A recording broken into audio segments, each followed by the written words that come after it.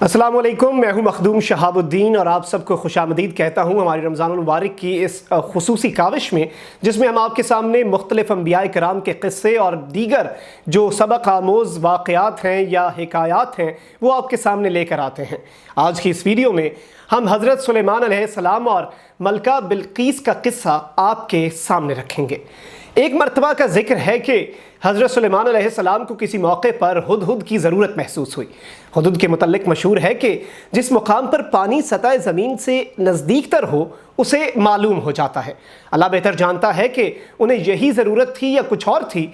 उन्होंने परिंदों के लश्कर में हुदहुद को तलाश किया लेकिन वो वहाँ ना मिला। आपको इस बात का सख्त रंज हुआ और फरमाया कि या तो वो अपनी गैर हाज़िरी का कोई माकूल जवाज़ पेश करे वरना मैं उसे सख्त सज़ा दूंगा या ज़िबा ही कर डालूंगा। हज़रत सुलेमान अलैहिस्सलाम की सल्तनत फ़लस्तीन और शाम के कुछ इलाक़े में थी। अफ्रीका में भी हबशा और मिस्र का कुछ हिस्सा आपके ज़ेरे नगीन आ गया था, लेकिन जनूबी यमन का इलाका आपकी सल्तनत से बहुत दूर था। हुदहुद हज़रत सुलेमान अलैहिस्सलाम के लश्कर से गायब होकर यमन के इलाके सबा में पहुंचा था।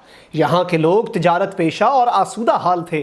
कुछ देर बाद हुदहुद हज़रत सुलेमान के पास हाजिर हो गया और कहने लगा कि मैं अहले सबा के कुछ ऐसे यकीनी हालात मालूम करके आ रहा हूँ जिनकी ताहाल आपको कुछ खबर नहीं है। और वो यकीनी खबर ये कि सबा का मुल्क एक ज़रखेज़ और शादाब इलाका है और उन लोगों को वहाँ सब ज़रूरियात ज़िंदगी वाफर मिक़दार में मैसर हैं। उन लोगों पर हुक्मरान एक औरत है जो कि मलका बिल्कीस है, जो बड़े आलिशान तख्त पर बैठकर हुक्मरानी कर रही है।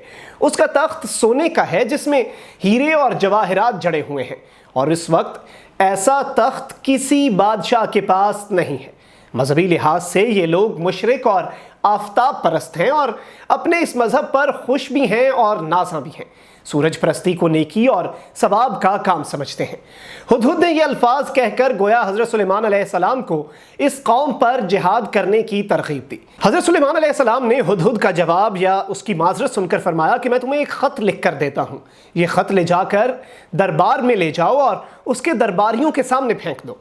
फिर इंतज़ार की खातिर एक तरफ हट जाओ, फिर देखना कि इस ख़त का उन पर रद्द अमल क्या होता है, और वापस आकर मुझे इस रद्द अमल के मुतल्लिक़ इत्तला भी दो। इससे जहाँ ये बात मालूम हो जाएगी कि इस यकीनी ख़बर को हम तक पहुँचाने में कहाँ तक सच्चे हो, वहाँ उन लोगों के रद्द अमल से ये भी मालूम हो जाएगा कि वो लोग किस ज़हनीत के मालिक हैं।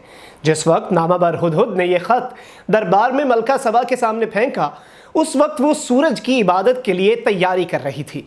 इस ख़त ने उसे अजीब किस्म की कश्मकश में मुब्तला कर दिया, क्योंकि ये ख़त कई पहलुओं से बहुत अहम था। मसलन एक ये कि ख़त उसे गैर मामूली तरीक़े से मिला, यानी ये ख़त किसी मुल्क के सिफारत खाने की मार्फत नहीं बल्कि एक नामाबर परिंदे के ज़रिए मिला था। दूसरे ये कि ख़त किसी मामूली दर्जे के हाकिम से नहीं बल्कि शाम और फ़लस्तीन के अजीम फरमारवां की तरफ से मौसूल हुआ था। तीसरा ये कि ख़त रहमान और रहीम के नाम से शुरू किया गया था कि इन नामों से ये लोग क़तन मुतारिफ ना थे। और चौथा ये कि इस इंतहाई मुख्तसर से ख़त में मलका से मुकम्मल अतात और फिर उसके बाद हज़रत सुलेमान अलैहिस्सलाम के पास हाजिर होने का मुतालिबा किया गया था। चनाचे उसने सबको इकट्ठा करके इस ख़त के वसूल होने और इसके मुख्तलिफ पहलुओं की अहमियत से आगाह किया। फिर उनसे पूछा कि तुम लोग मुझे इस ख़त के जवाब के बारे में क्या मशवरा देते हो, और ये तो जानते ही हो कि मैं सल्तनत के ऐसे अहम कामों में पहले भी तुमसे मशवरा करती रही हूँ, और अज खुद मैंने कभी मशवरा करके बग़ैर किसी काम के फ़ैसला नहीं किया। मलका के मुशीरों और दरबारी लोगों ने वही जवाब दिया जो आम तौर पर दरबारी लोग दिया करते हैं। मुझे कि अपने जहन पर बार डालकर कोई दानिशमंदाना जवाब देने के आदी होते हैं और ना ही वो अपने सर कोई जिम्मेदारी लेना चाहते हैं। वो सिर्फ जी हुजूरी करना और अपने आप को हुक्म के बंदे साबित करना चाहते हैं, और यही कुछ उन लोगों ने भी किया कि हमारी खिदमत हाजिर हैं, हम ज़ोर आवर भी हैं और लड़ाई का फ़न भी खूब जानते हैं।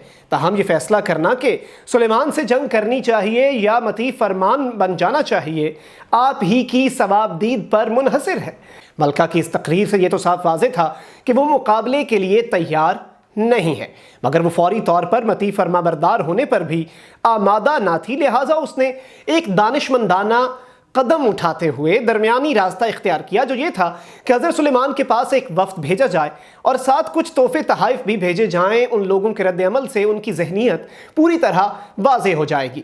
چنانچہ اس نے ہدہد کی صورت میں بہت سامان اور دولت، کچھ سونے کی اینٹیں اور کچھ نواردات بھیجے، اور وفد کے لیے ایسے آدمی انتخاب کیے جو بہت خوبصورت تھے، اور اس سے دراصل وہ حضرت سلیمان کا امتحان لینا چاہتی تھی کہ وہ کس قسم کی اشیاء کا شوق رکھتے ہیں، نیز یہ کہ اگر وہ دنیا دار بادشاہ ہے تو تحائف قبول کر لے گا، اندری صورت اس سے جنگ بھی لڑی جا سکتی ہے، اور نبی ہے تو تحفے قبول نہیں کرے گا اور نہ ہی اس سے مقابلہ ممکن ہوگا۔ جب یہ وفد تحائف لے کر حضرت سلیمان علیہ السلام کے پاس حاضر ہوا تو آپ نے یہ تحفے قبول کرنے سے انکار کر دیا اور انہیں واضح طور پر بتلا دیا کہ مال و دولت سے مجھے کچھ غرض نہیں، نہ ہی میں مال و دولت کی رشوت لے کر اپنے ارادے سے باز رہ سکتا ہوں۔ میں یہ دولت لے کر کیا کروں گا؟ وہ تو میرے پاس پہلے ہی تم سے بہت زیادہ موجود ہے۔ جب یہ وفد واپس آیا اور تحائف کی واپسی اور حضرت سلیمان سے گفتگو کی تفصیلات ملکہ سبا نے سنی تو انہیں اچھی طرح معلوم ہو گیا کہ حضرت سلیمان کوئی دنیا دار بادشاہ نہیں ہے۔ وہ آپ کی شان و شوکت اور اس کے ساتھ ساتھ خدا ترسی کے قصے پہلے بھی سن چکی تھی۔ تحائف کی واپسی اور وفد کے تاثرات نے تائید مزید کر دی، لہٰذا ملکہ سبا نے یہی مناسب سمجھا کہ ایسے پاکیزہ سیرت بادشاہ کے حضور خود حاضر ہونا چاہیے۔ چنانچہ اس نے حضرت سلیمان علیہ السلام کو یروشلم میں عنقریب اپنے حاضر ہونے کی اطلاع بھیج دی۔ جب حضرت سلیمان علیہ السلام کو ملکہ سبا کے آپ کے ہاں آنے کی اطلاع مل گئی تو آپ نے چاہا کہ ملکہ سبا کا وہی تخت جس کے متعلق ہدہد نے کہا تھا کہ وہ بڑا عظیم الشان ہے، اس کے آنے سے پہلے ہی یہاں اپنے پاس منگوا لیا جائے۔ جن حضرت سلیمان کے تابع فرما بردار تھے اور وہ یہ کام کر بھی سکتے تھے۔ اس سے حضرت سلیمان کا مقصد یہ تھا کہ تبلیغ کے ساتھ ساتھ ملکہ کو کوئی ایسی نشانی بھی دکھلا دی جائے جس سے ملکہ پر پوری طرح واضح ہو جائے کہ وہ محض ایک دنیا دار فرما روا نہیں ہے، بلکہ اللہ نے انہیں بہت بڑی نعمتوں اور فضیلتوں سے نوازا ہے، اور اسے یقین ہو جائے کہ آپ صرف ایک سلطنت کے فرما روا ہی نہیں بلکہ اللہ کے نبی بھی ہیں۔ ملکہ بلقیس جب حضرت سلیمان کے دربار میں پہنچی تو اسے تخت دکھا کر پہلا سوال یہی کیا گیا کہ کیا تمہارے پاس بھی ایسا تخت ہے؟ وہ بڑی عقل مند عورت تھی، اس نے فوراً پہچان لیا کہ یہ تخت اسی کا ہے، البتہ اس میں کچھ تبدیلیاں کر دی گئی ہیں، لہٰذا اس نے جواب ہی سوال کے متعلق دیتے ہوئے کہا کہ یہ تو بالکل ویسا ہی لگتا ہے۔ اگر اس سے یہ سوال کیا جاتا کہ یہ تیرا تخت ہے تب بھی وہ یہی جواب دیتی کہ ہاں یہ میرا ہی تخت ہے۔ اس امتحان سے حضرت سلیمان نے اس کے عقل مند ہونے کا اندازہ کر لیا۔ اس سوال کے بعد جو بات حضرت سلیمان علیہ السلام اس سے سمجھنا چاہتے تھے اس کا اس نے خود ہی اظہار کر دیا اور کہنے لگی کہ یہ عرش کے یہاں لانے کا کام واقعی معجزانہ ہے جو آپ کی نبوت پر دلیل ہے، لیکن ہمیں تو اس سے پہلے ہی آپ کے متعلق بہت کچھ معلومات حاصل ہو چکی ہیں اور آپ کے تابع فرما بردار بن کر ہی یہاں آئے ہیں۔ یہ بلقیس کی عقل کا دوسرا امتحان تھا۔ حضرت سلیمان علیہ السلام نے اپنے محل کا صحن کچھ انداز سے بنوایا تھا جس کے اوپر شیشہ جڑا ہوا تھا، لیکن جب کوئی شخص محل میں داخل ہوتا تو اس کا زاویہ نگاہ ایسا ہوتا تھا کہ اسے وہ صحن ایک گہرا پانی کا حوض معلوم ہوتا تھا جس میں پانی لہریں مار رہا ہو، اور اس کی کیفیت کچھ ایسی تھی جیسے کسی دور سے دیکھنے والے کو ریت کا تودا یا سراب ٹھاٹھے مارتا ہوا پانی نظر آتا ہے۔ آپ نے بلقیس سے فرمایا کہ چلو اب محل میں چلیں۔ بلقیس نے جب صحن کا یہ نظارہ دیکھا تو اسے پانی کا گہرا حوض سمجھ کر اپنی پنڈلیوں سے اپنے پانچے اٹھا لیے۔ تب سلیمان علیہ السلام نے اسے بتلایا کہ پانچے اوپر چڑھانے کی ضرورت نہیں ہے، یہ پانی کا حوض نہیں بلکہ شیشے کا چکنا فرش ہے۔ گویا وہ اس امتحان میں دھوکہ کھا گئے، یعنی جس طرح اس نے شیشے کے صحن کو پانی کا لہریں مارنے والا گہرا حوض سمجھ کر غلطی کھائی، اسی طرح وہ اور اس کی قوم سورج کی چمک اور دمک دیکھ کر اسے معمود سمجھنے لگے۔ تو یہ بھی انہی کی فاش غلطی تھی اور ان کا اپنے آپ پر بہت بڑا ظلم تھا۔ جس چیز نے ملکہ بلقیس کو سب سے زیادہ متاثر کیا وہ یہ چیز تھی کہ اتنا بڑا فرما روا جس کے پاس اس سے کئی گنا زیادہ مال دولت اور عیش و عشرت کے سامان موجود ہیں، وہ اس قدر اللہ کا شکر گزار اور منکسر المزاج بھی ہو سکتا ہے۔ ان سب باتوں نے مل کر اسے مجبور کر دیا کہ وہ حضرت سلیمان علیہ السلام کے سامنے اب برملا اپنے ایمان لانے کا اعلان کر دے۔